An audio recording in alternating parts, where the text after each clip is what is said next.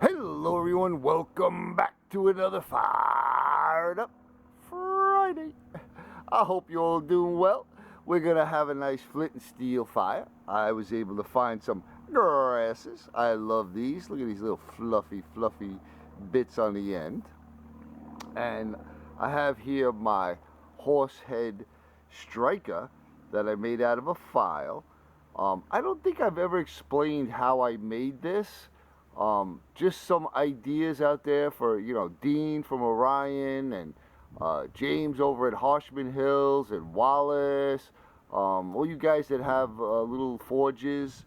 I watched a ton of guys make the horse head. All right, so I got interrupted by a phone call I had to take, but so how I actually made this was I didn't forge this horse head. What I did was, so this is sort of like a half fabrication, half forged. A ways back, I made a horsehead keychain ring. And that was before I actually made this. And I loved the way the shape of the horse's head came out. So I copied that horse's head. So now what I did was I took a file, I believe it was a Nicholson file, made in the USA, old one. And I drew out this horse's head. Now if you got a picture, this was folded open before I forged it.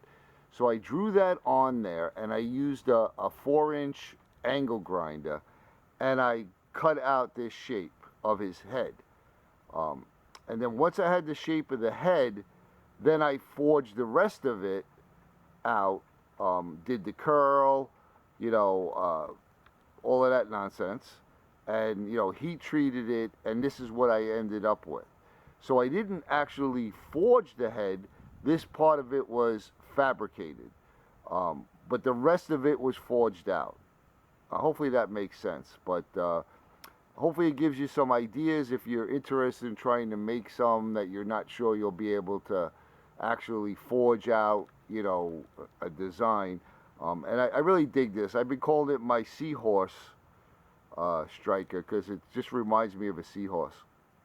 But yeah, I'm guessing if you do it that way, you could make some pretty cool strikers. So I'll be trying some more in the future. Hopefully when I can get a propane sword forge set up. So I have here a piece of English flint, and this is genuine English flint. And you know how I know that? Because my brother Andy over at Mad Dog Survival sent it to me from England. Oh yeah, thanks brother. I love it. I love it. All right, so we got the striker, we got the flint, and we got us some char cloth. Now, you know what I'm going to say, because I'm always going to say it. Don't be stingy with your char cloth. Yeah, whatever, how many pieces are there? All right. Let's close this up. Let's fold that up. Let's put it here. And another tip, like I say, go like this.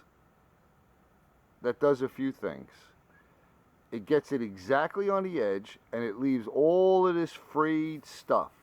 So when you strike it, you're going to have a better chance of catching a spark. Y'all ready for this? And there she goes.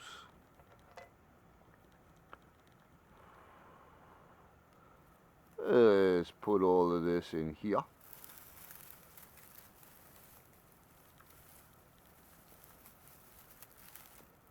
Now another thing is, I know a lot of us, when we're doing the flint and steel, we kind of go out of frame every once in a while, because really, ideally, you're going to hold this above your head and blow the air through it.